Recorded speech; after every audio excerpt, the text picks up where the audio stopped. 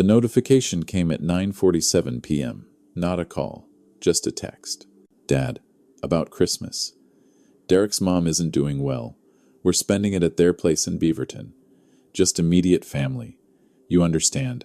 I stared at the screen for a long time. The cursor blinked in the message field, waiting for my response. I typed 3 different replies, deleted them all. Finally, I just sent, "Of course. Take care." That was 3 weeks ago. Now I'm standing in Patricia's living room in Northwest Portland, watching her adjust the lights on a 9-foot Douglas fir while her daughter argues with her son about whether the star goes on before or after the garland. There's a fire in the fireplace. Someone's making hot cider in the kitchen. And for the first time in 3 years, since Margaret died, I don't feel like I'm intruding on someone else's Christmas. "Richard, tell them," Patricia says, turning to me with that smile that still catches me off guard. "The star goes on last, right?" "I'm staying out of this," I say, holding up my hands. "I'm just here for the cider." Her son Michael laughs. Smart man. But I'm not here just for the cider. I'm here because 2 months ago, at a photography workshop at the Japanese garden, Patricia sat next to me and asked what I was trying to capture. And when I fumbled through some explanation about light and shadow, she'd nodded like I'd said something profound. We'd gotten coffee after, then dinner. Then this became something I didn't have a name for yet, but something that made me feel like myself again. The phone call from Sarah came the next morning, December 15th, earlier than she usually called on Sundays. "Dad, hi.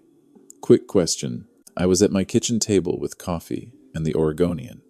Good morning to you too. Sorry, yeah, good morning. Listen, I was talking to Derek, and we were thinking, for Christmas, maybe you could come over on the 26th instead? The 25th is just crazy with the kids and Derek's family. And you know how his mother gets. I knew how Derek's mother got. I'd met her twice. She seemed perfectly pleasant. This wasn't about Derek's mother. What time on the 26th? I asked. Maybe around 3? We'll save you some leftovers. Leftovers. On December 26th, I looked at my reflection in the dark window above the sink. 64 years old, 3 years widowed, and my daughter was offering me leftover turkey the day after Christmas. Actually, Sarah, I have plans. Silence. Then, plans? I'm spending Christmas with friends. What friends? It was the tone that did it, not curiosity. Suspicion, like I'd just told her I was spending Christmas with the mob. Just friends? I said. People from my photography club. You're in a photography club? For 4 months now. Another pause. I didn't know that. I didn't know I needed to report my activities.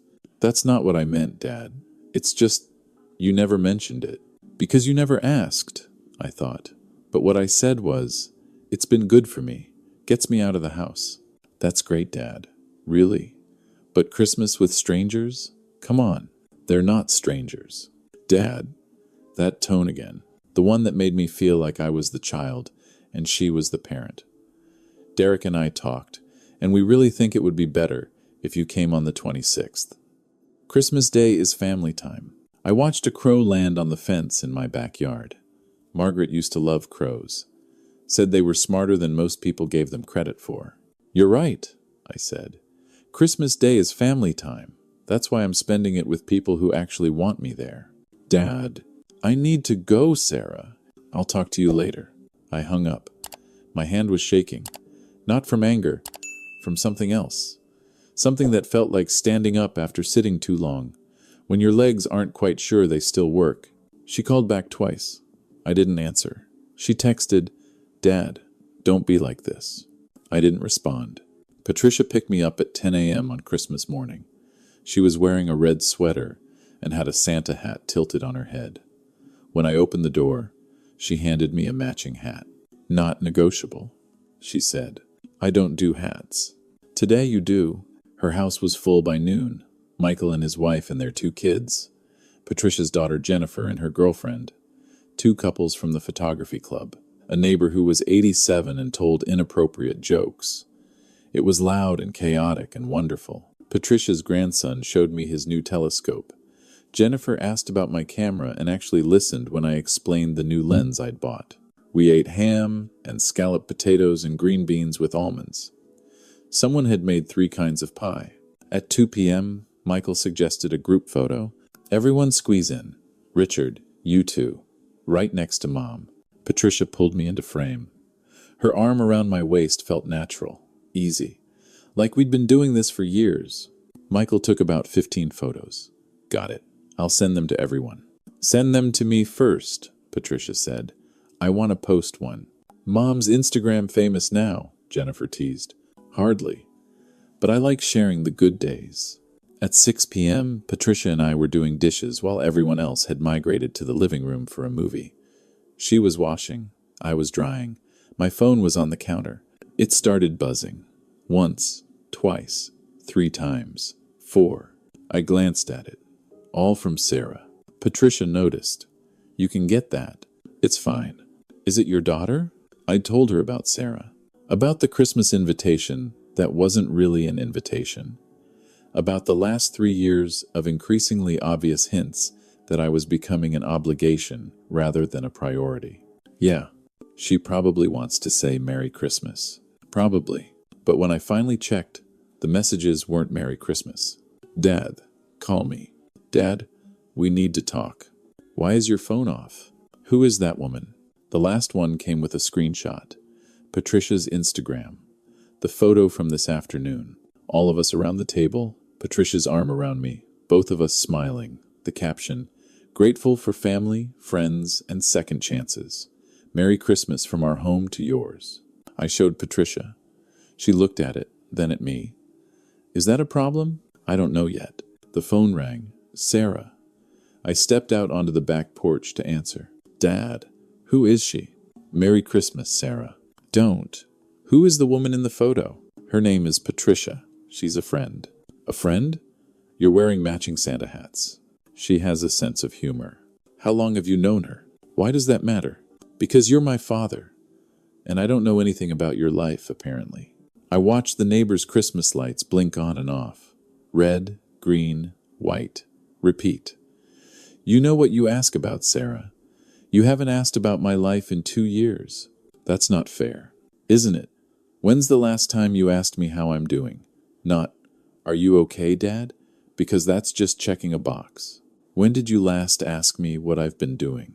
What I'm interested in? If I'm happy? Silence.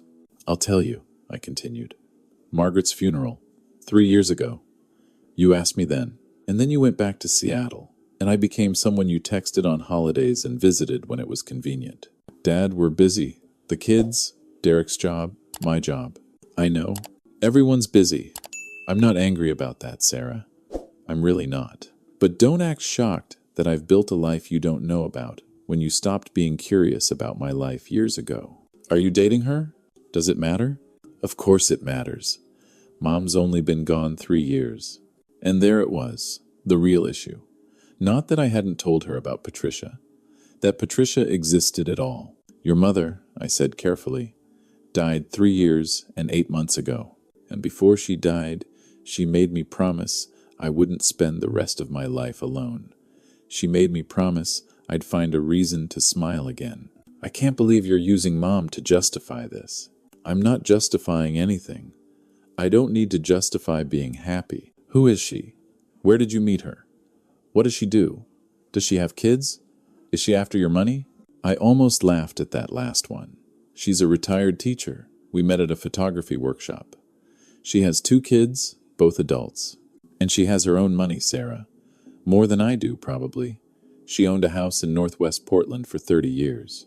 How long have you been seeing her? 2 months. 2 months. And you didn't tell me? When would I have told you? You don't call. You don't visit. The last time I saw you was Thanksgiving, and you spent the entire dinner on your phone dealing with some work crisis. That was important. And this isn't? The fact that I'm happy isn't important? She didn't answer that. I could hear Derek in the background asking what was wrong. I have to go, Sarah said. We'll talk about this later. There's nothing to talk about. Dad, Merry Christmas, Sarah. I hung up again. My hands weren't shaking this time. When I went back inside, Patricia was making coffee. She looked up. Everything okay? No, but it will be. You want to talk about it? Not tonight. Tonight, I just want to be here. She nodded, handed me a mug, then be here.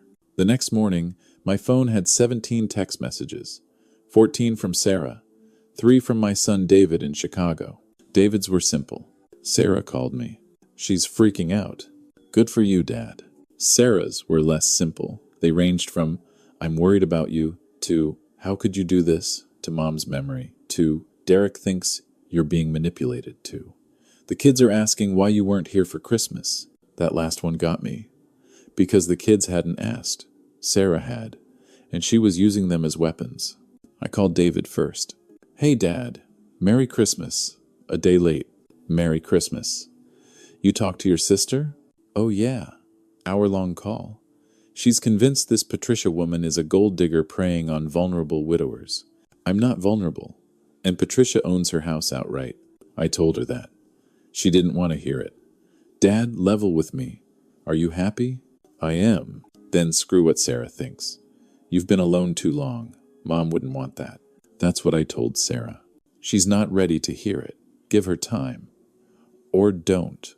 You don't owe her your loneliness. I'd never loved my son more than in that moment. Sarah called at 10 a.m. I let it ring. She called again at 11, and noon, and 2 p.m. At 3 p.m. she texted, I'm driving down. We need to talk face to face. I replied, no, I'm coming anyway. I'll be there by 6. I called Patricia. Sarah's driving down from Seattle. She wants to confront me about you. Do you want me to come over? No, but I need to ask you something. What are we doing? You and me? She was quiet for a moment. I don't know. What do you want us to be doing? I want to keep having coffee with you, and dinner, and spending time with your family at Christmas, and taking photos of birds in the Japanese garden at 6 a.m. because you think the light is better then. That light is better then. I know it is. But what I'm asking is this going somewhere? Because if it is, I need to know before Sarah gets here and demands answers I don't have. Richard, I'm 60 years old. I've been divorced for 15 years. I'm not looking for someone to complete me or save me, or whatever rom-coms tell us we need. But I like you. I like who I am when I'm with you. And I'd like to keep doing this, whatever this is, for as long as it makes us both happy. Is that enough of an answer? It's perfect. Sarah arrived at 6:15 p.m. She let herself in with the key she'd had since college. I was in the living room, waiting. Dad. Sarah. She looked around. Place looks different. I'd redecorated. Not everything, but enough. New curtains, new couch. The photos of Margaret were still up, but I'd added other photos too. From my photography club, from the coast, from the Japanese garden. I've been making some changes, I said. Clearly. She sat down without being asked. We need to talk. I figured, who is Patricia? I'd prepared for this. She's someone I met through photography. We became friends. Now we're seeing where it goes. You barely knew Mom before you married her. I knew your mother for 2 years before I proposed. And you've known this woman for 2 months. I'm not proposing. I'm having dinner with her. There's a difference. She's all over your social media now. I looked at your Facebook. You've been posting photos from trips. When did you go to the coast? October. With her? With the photography group. She was part of the group. You went to Cannon Beach and didn't tell me?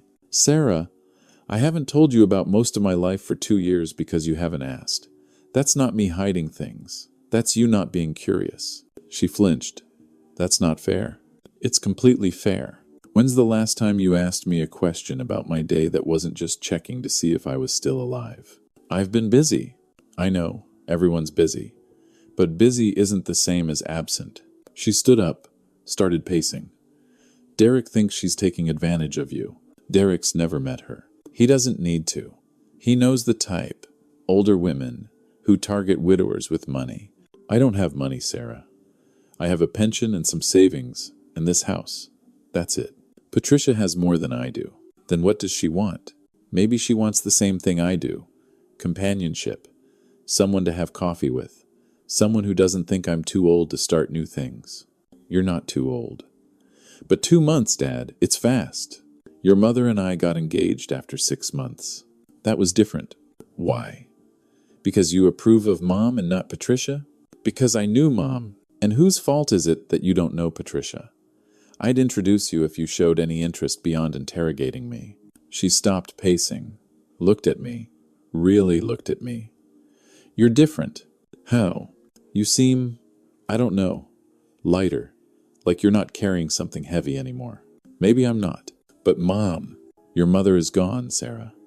I loved her more than anything. I still love her. But she's gone, and I'm still here, and I have to figure out what that means.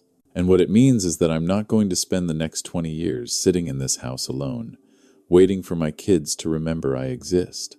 That's not fair. Then prove me wrong. When's the last time you invited me to something?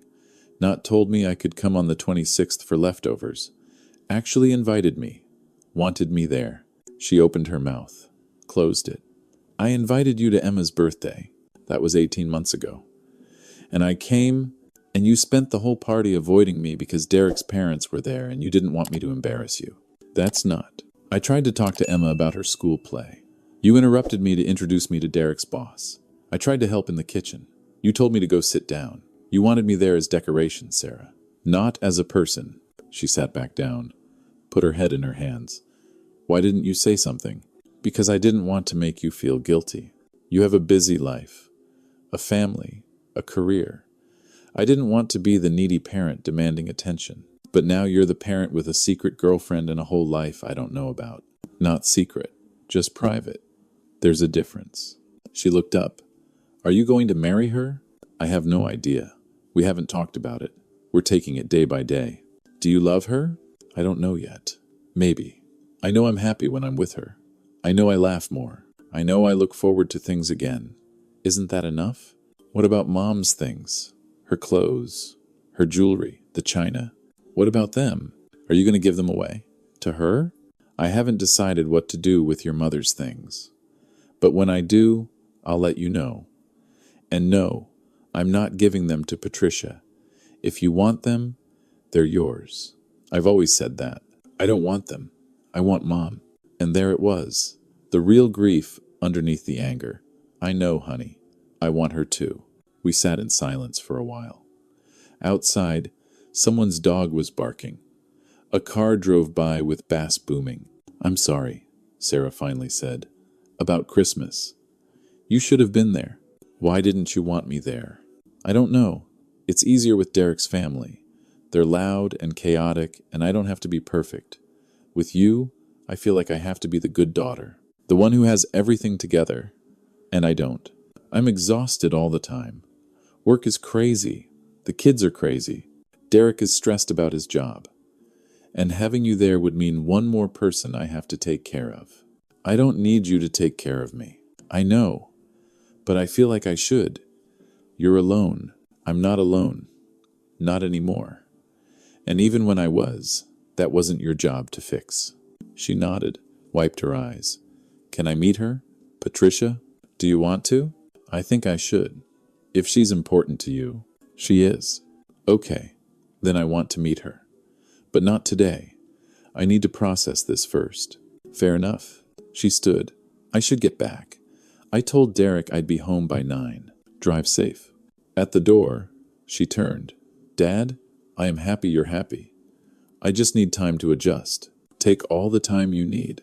After she left, I texted Patricia. That went better than expected. She replied, Good. Come over tomorrow. I'm making soup. 3 days later, I met with my lawyer, Tom Henderson. He drafted my will after Margaret died. Standard stuff. Everything split between Sarah and David.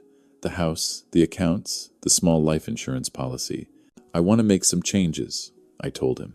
Tom pulled up the file. What kind of changes? I want to set up a trust for my grandchildren's education. 50% of the estate. Can't be touched by their parents except for school expenses. That's smart. A lot of grandparents do that. What about the other 50%? 25% to David. He's been supportive and present. 20% to Sarah. With a condition. What condition? That within 1 year of my death, she has to demonstrate she's maintained a relationship with me. Regular calls, visits, genuine effort. If she does, she gets the full 20%. If not, it goes to the education trust. That's unusual. And potentially contestable. Can you make it hold? I can try. But Richard, you'd be creating a situation where your daughter has to prove she loved you after you're gone. That's a heavy burden. She has to prove she put in effort while I'm alive. If she does, there's no burden. If she doesn't, then she's showing me what I suspected, that I only matter when there's money involved. Tom nodded slowly. And the remaining 5%? 25% to David, 20% to Sarah, with conditions, 50% to education trust. That's 95. The last 5%? I'm still deciding, but I knew I was going to leave it to the Japanese garden. In Margaret's name. She'd loved it there. Tom drafted the new will. I signed it the next week. David called when he got his copy. Dad, the trust for the kids is perfect. Thank you. It's what your mother would have wanted. And the condition for Sarah? You think it's unfair? I think it's exactly what she needs. Wake-up call. Sarah didn't call. She didn't text. For 2 weeks, nothing. Then, on a Tuesday evening in mid-January, she showed up again. This time, she knocked. Can I come in? Of course. She sat on the new couch. I got the will. I figured you would. The condition. The year of maintaining relationship. Yes, I deserve that. I blinked. What? I said I deserve that. You're right. I've been absent. I've been using busy as an excuse, and I've been treating you like an obligation instead of my father. I sat down across from her. Sarah, let me finish. I talked to my therapist about this, about you, about Mom dying and how I handled it. And I realized I've been angry at you. For what? For still being here. Mom died, and you didn't. And I know that's horrible and unfair, but I couldn't help it. Every time I saw you, I was angry. You were alive, and she wasn't. So I stopped seeing you. And then I felt guilty about that, so I kept my distance even more. And it became this cycle. I didn't know what to say. I'm not asking you to change the will, she continued. I'm asking you to let me try, to be better, to be the daughter you deserve. You don't have to earn your place in my life, Sarah. Yes, I do, because I lost it, and I want it back. We talked for 2 hours, really talked. She told me about work stress, about Derek's job situation, about Emma's anxiety, and Ryan's ADD. I told her about the photography club, about the trips I'd taken, about Patricia. I want to meet her, Sarah said. For real this time. Not because I'm suspicious, because she matters to you.